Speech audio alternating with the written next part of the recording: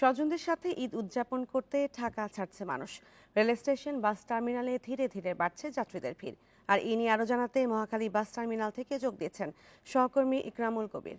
ইকরামুল, আজকে বাস টার্মিনালে ঈদে ঘরমুখী মানুষের ভিড় কেমন দেখছেন? যাত্রীরা কি বলছেন এবং বাস ঠিক সময় ছাড়ছে কিনা? এই ঈদে জামা জুতো অ্যাক্সেসরিজের ডিসকাউন্ট।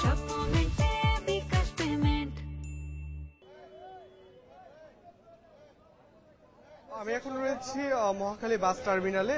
এখান থেকে কিন্তু ময়মনসিংহের যে সকল বাস, সেই বাসগুলোই বেশিরভাগ ছেড়ে যায়, সে সঙ্গে জামালপুরের বাস রয়েছে। তো এখানে এখনকার যে চিত্র সেটি আমরা যদি বলি যে অনেকে যাত্রীরা আসছেন এখানে বাসে ওঠার জন্য। তবে যদি বলি যে উপচে পড়া ভিড়, সেরকম চিত্র ঠিক বলা যাবে না। তবে যাত্রী বাড়ছে আসলে, যতই আসলে সকালের সূর্যের তীব্রতা বাড়ছে, সেই সঙ্গে আসলে যাত্রীর সংখ্যাও বাড়ছে। তবে এখানে আমরা যাত্রীদের সঙ্গে কথা বলে যতটুকু দেখেছি যে তারা কিন্তু নির্বিঘ্নেই আসলে যাত্রা করতে পারছেন। এবং ভাড়া নিয়ে যে অভিযোগটি থাকে সব সময়, এবার কিন্তু খুব ভাড়া নিয়ে তেমন একটা বড় কোনো অভিযোগ আমরা যাত্রীদের থেকে পাচ্ছি না। কিছুটা ভাড়া বেশি নেওয়া হচ্ছে, এটি নিয়ে কথা হচ্ছে। তবে খুব বাড়তি যে নেওয়া হচ্ছে এমনটি নয়, যেটি আমরা অন্যান্য বার ঈদের সময় দেখতে পাই। আর এখানে বাসের যদি সিটের কথা বলি, পর্যাপ্ত পরিমাণ সিট রয়েছে এবং এখানে অর্থাৎ বাস রয়েছে পর্যাপ্ত, যার ফলে কিন্তু যাত্রীদের কিন্তু সেরকম ভোগান্তিটি নেই। যাত্রীরা মোটামুটি খুশি এবং স্বাচ্ছন্দ্যের সঙ্গে কিন্তু ঢাকা ছাড়ছে।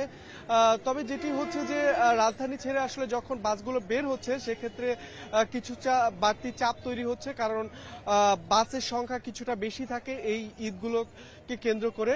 তো সেক্ষেত্রে ঢাকার বিভিন্ন জায়গায় আসলে যানজটের দেখা মিলছে সকাল এবং রাতে। তো এর ফলে কিছুটা ভোগান্তি পেতে হচ্ছে। এছাড়া যদি বলি যে অনেকটা কিন্তু নির্বিঘ্নেই যাত্রীরা রাজধানী ছেড়ে যাচ্ছেন তাদের নিজ গন্তব্যে।